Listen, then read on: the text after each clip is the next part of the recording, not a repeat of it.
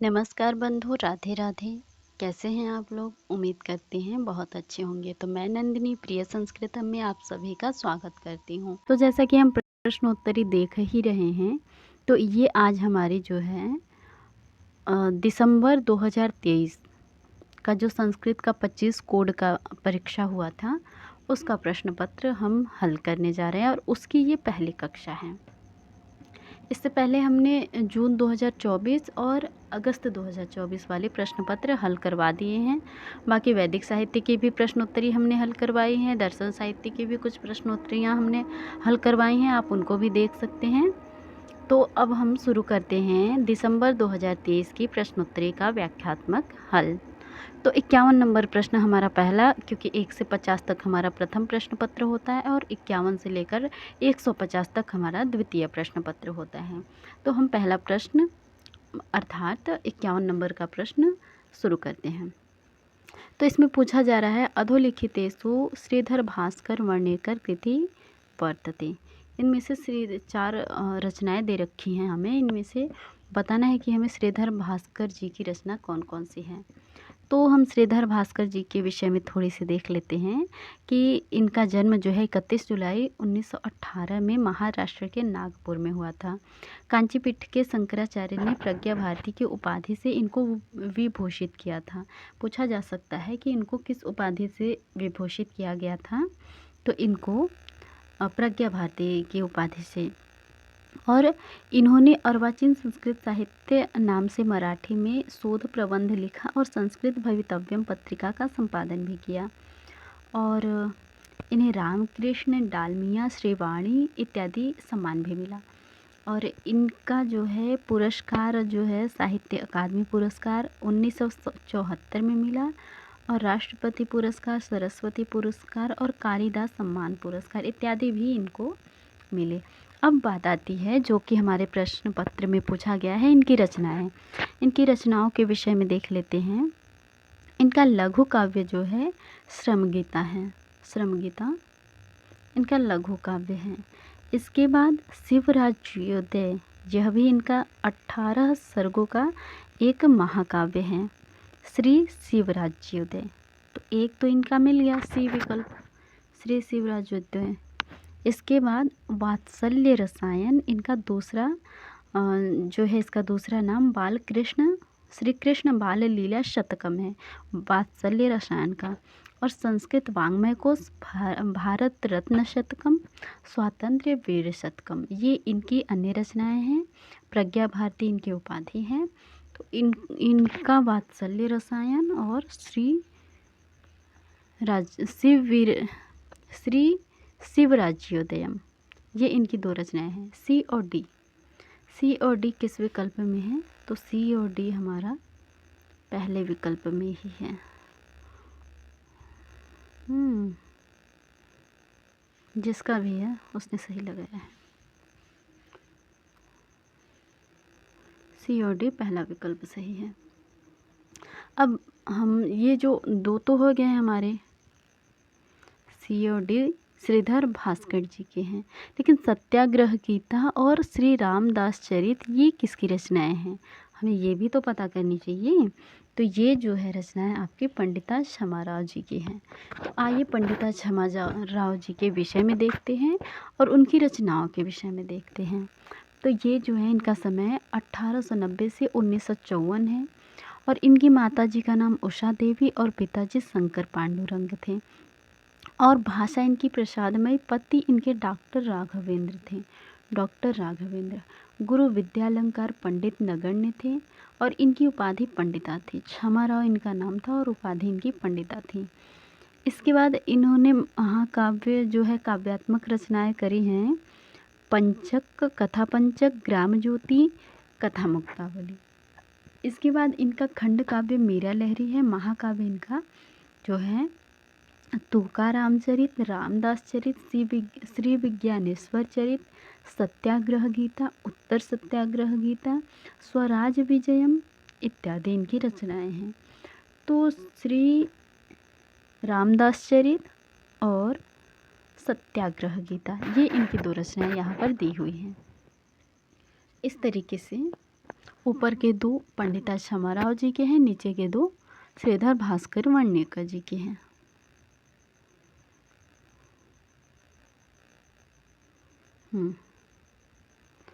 अब हम अगले प्रश्न की ओर बढ़ते हैं। अगला प्रश्न हमारा सांख्य कारिका से। सांख्य कारिकायाम एते प्रतीपकल्पाः इत्यत्र एते पदेन के परिगणिता। इसमें एते पद से किसको लिया गया है? तो एक कारिका मिलते हैं 36 नंबर की कारिका, मन से श्रेष्ठ बुद्धि और बुद्धि से श्रेष्ठ आत्मा है। इस विषय में मिलती है एते प्रतीपकल्पाः परस्पर विलक्षणा गुण विशेषाः कृतसंज्ञं पुरुषस्यार्थं प्रकाश्य बुद्धौ प्रयच्छन्ति।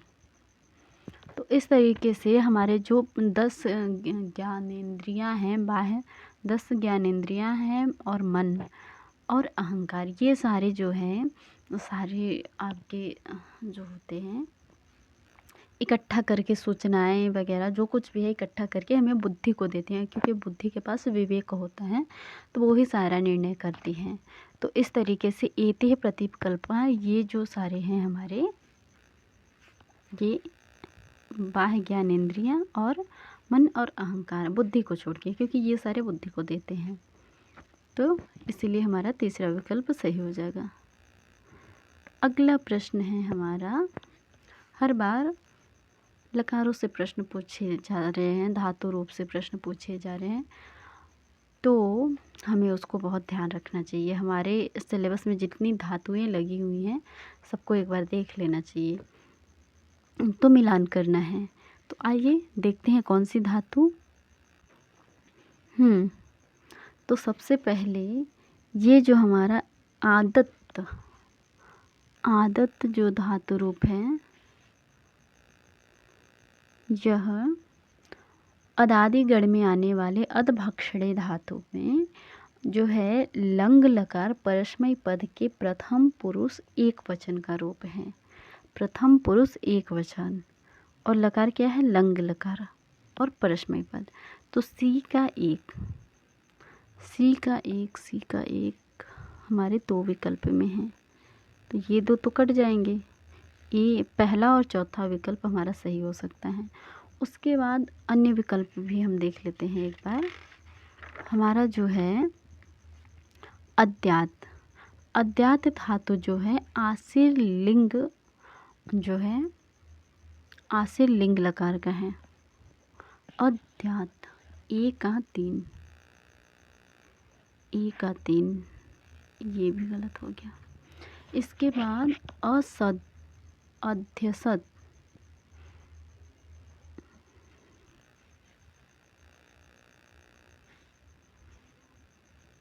यहाँ से मिटेगा ना, इसको मिटा देते हैं।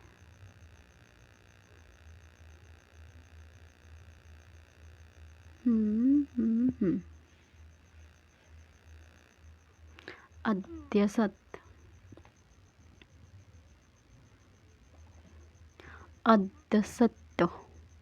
ये जो है आपका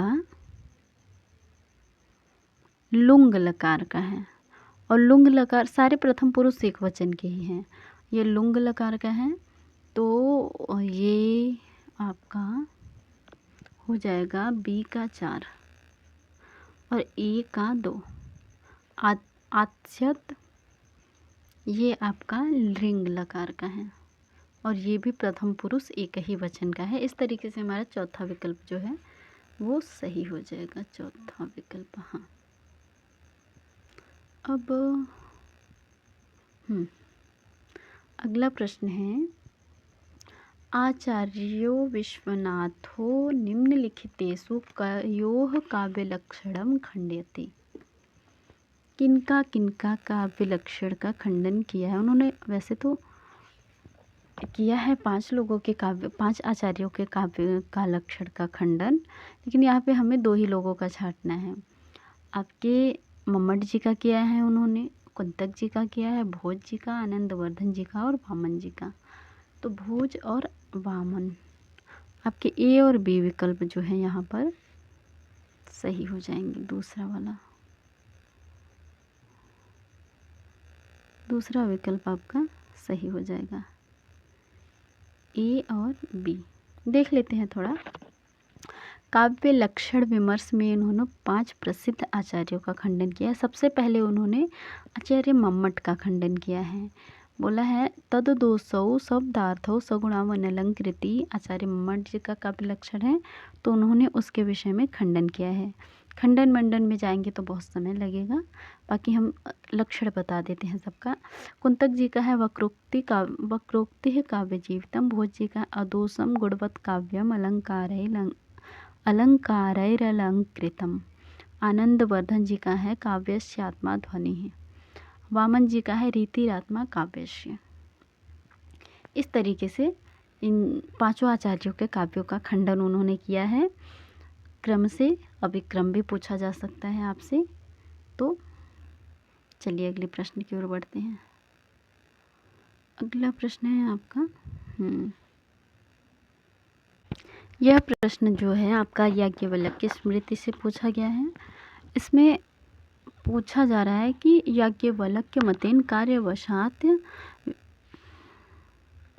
कार्यवशात व्यवहारम पश्यता नृपेण के नियुक्तव्या। तो इसके विषय में एक मिलता है श्लोक कि अपश्यता कार्यवशाद व्यवहारान नृपेण तो सभ्य यह नियुक्तव्यो ब्राह्मण सर्वधर्मात्।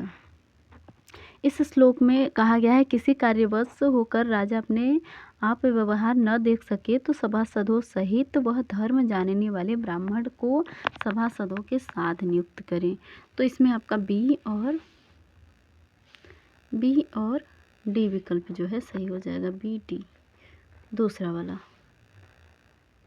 अगला प्रश्न है वाक्यपदीयस्य प्रकरणम। तो वाक्यपदीय के ब्रह्मकांड के अपर नाम के विषय में पूछा गया है, तो हम थोड़ा देख लेते हैं। सबसे पहले वाक्यपदीय के ब्रह्मकांड के विषय में। वाक्यपदीय ग्रंथ जो है संस्कृत व्याकरण का एक प्रसिद्ध ग्रंथ है और इसे त्रिकांडी भी कहते हैं। वाक्यपदीय व्याकरण श्रृंखला का मुख्य दार्शनिक ग्रंथ है। इसके रचयिता नीति शतक के रचयिता महावैयाकरण तथा योगीराज भर्तृहरि जी हैं। इनके गुरु का नाम वशुरात था, जो कि पूछा गया है।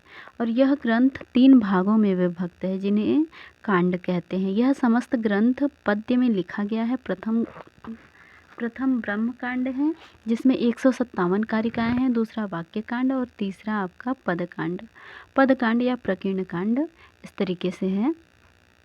और मूल में व्याकरण शास्त्र का एक प्रकार से आगम शास्त्र है। इसकी अभिव्यक्ति महेश्वर से है। आगम के अनुसार जो है शब्द के 4 रूप है, परा, पश्यन्ति, मध्यमा तथा वैखरी। इनमें परा ही ब्रह्म है, इसलिए वाक्यपदीय की प्रथम कारिका में ही शब्द तत्व को अनादि और अनंत तथा अक्षर ब्रह्म कहा गया है। और इसके बाद जो है साधारण रूप में इसका वाचक सिद्ध किया गया है। वस्तुतः यह आगमिक कांड है। आगम की दृष्टि से तो मुख्य रूप से ये आगम कांड भी कहा जाता है ब्रह्म कांड को। तो इस तरीके से हमारा सही विकल्प ए हो जाएगा। तो 56 नंबर का पहला विकल्प सही है। अगला प्रश्न है आपका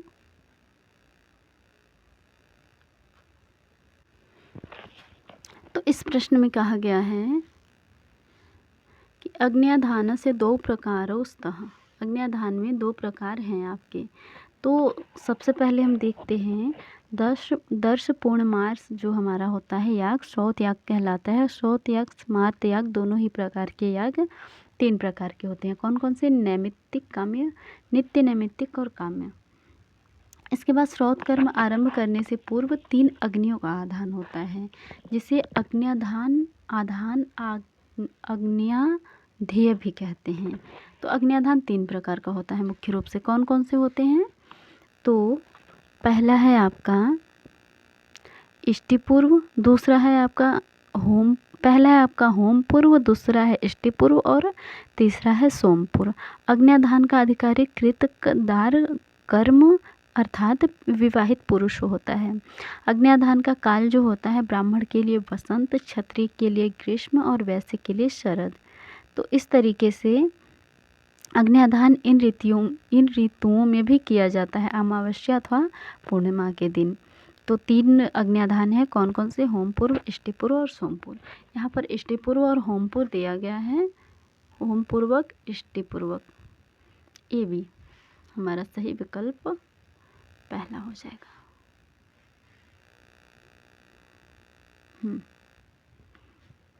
अब हम अगले प्रश्न की ओर बढ़ते हैं। अगला प्रश्न है हमारा 58 नंबर।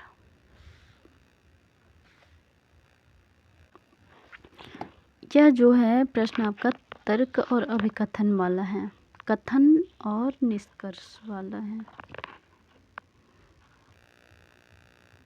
दन्त्य सकारस्य अघोष संज्ञा भवति, अन्त्या सप्त तेषाम् अघोषः। तो ये मुख्य रूप से आपका व्याकरण का विषय है, शब्द है। उसके बाद देखते हैं, ये ऋक् प्रातिशाख्य के अनुसार हमारे सिलेबस में, पाठ्यक्रम में हमें पढ़ना है। तो सबसे पहले हम अन्त्या सप्त तेषाम के विषय में, सबसे पहले हम ऋक् प्रातिशाख्य के विषय में देखते हैं कि ऋक् प्रातिशाख्य शिक्षा वेदांग का भाग है। इसमें स्वर, वर्ण आदि उच्चारण का विषय प्रतिपादित किया गया है। इसके कर्ता आचार्य शौनक है। उव्वट जी ने इस पर भाष्य लिखा। इसमें कुल 18 पटल हैं। अब हम अघोष के विषय में देख लेते हैं। यहाँ पर कहा गया है ना, अन्त्या सप्त तेषाम अघोषा। तो अघोष के विषय में हमें 2 सूत्र मिलते हैं वहाँ पे। अन्त्या सप्त तेषाम अघोषा, उसके अंतिम 7 अघोष हैं। तो किसके अंतिम 7 अघोष हैं? तो कहते हैं ऊष्म वर्ण की। अब ऊष्म वर्ण कौन कौन से हैं और कितने हैं? तो ऊष्म वर्ण 8 हैं, और एक वर्ण को छोड़कर अंतिम 7 जो है वो अघोष कहलाते हैं। तो कौन कौन से हैं? स, ह, श, श, स, अह, अकुह विसर्जनीय नाम, उपोपधमानीय नाम और अम। ये आपके 7 मतलब 8 जो है ऊष्म वर्ण कहलाते हैं, और इसके अंतिम 7 अघोष वर्ण। तो दंत्य सकार मतलब तीनों सकार आ जाते हैं, तो दंत्य सकार भी आपका अघोष वर्ण ही है। तो और इसके बाद आपके एक सूत्र आते हैं, वर्गे वर्गे च प्रथमो, अर्थात प्रत्येक वर्ग का पहला और दूसरा वर्ण भी अघोष है। इस प्रकार से 7 वो और 10 ये 17 वर्ण हमारे अघोष कहे जाते हैं। और दंत्य सकार, त वर्ग, लकार और सकार, ये 3 आपके दंत्य हैं। आपके लघु सिद्धांत कौमुदी में लेतु लशानाम दंताः इस तरीके से मिलता है। तो हमारा जो है दोनों अभिकथन जो है सही है, दोनों सही है, इसलिए हमारा पहला विकल्प सही हो जाएगा। और ऋक् प्रातिशाख्य के 18 पटलों में से कुछ 4-5 पटलों के नाम आप देख लीजिए, पूछे जा सकते हैं। पहला संज्ञा, दूसरा संहिता, तीसरा स्वर, चौथा संधि और 5वां नति। इस तरीके से है। अब अगला प्रश्न देख लेते हैं। अगला प्रश्न है आपका 59 नंबर। 59 नंबर प्रश्न में आपको ये भी व्याकरण से प्रश्न है। तो यहाँ पर आपको जो है कि एक तरफ सूत्र है, दूसरे तरफ उदाहरण है। तो ये मुख्य रूप से आपका परस्मैपद का सूत्र है, मुझे लगता है, नहीं आत्मनेपद का है। आत्मनेपद से आपसे पूछा गया है, और एक यहाँ पे परस्मैपद का ही है। कौन सा? वो है उपाच्य। उपाच्य आपका परस्मैपद का है, और इसका उदाहरण है उपरमति, यज्ञदत्तम उपरमति। तो सी का ए किस विकल्प में है? तो ये भी गलत, ये भी गलत, ये भी गलत। हमें हमारा सही विकल्प तो मिल गया, बाकी और भी देख लेते हैं। ये हमारा परस्मैपद का था। बाकी तीनों आत्मनेपद के हैं। कौन कौन से? समः प्रत्यभिज्ञाने, ये नहीं दिया गया है हमारे प्रश्न में।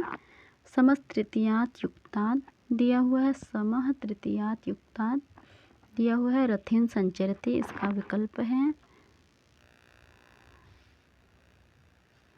इसका जो है डी का 3, और फिर अकर्मकाच्च छात्राः विकुरुते, छात्रा विकुर्ते, बी का 4 अपहनवेज्ञः शतं जानीते, ए का 2। इस तरीके से जो है आपका पहला विकल्प सही हो जाएगा। और अब हम अगले प्रश्न की ओर बढ़ते हैं। अगला प्रश्न है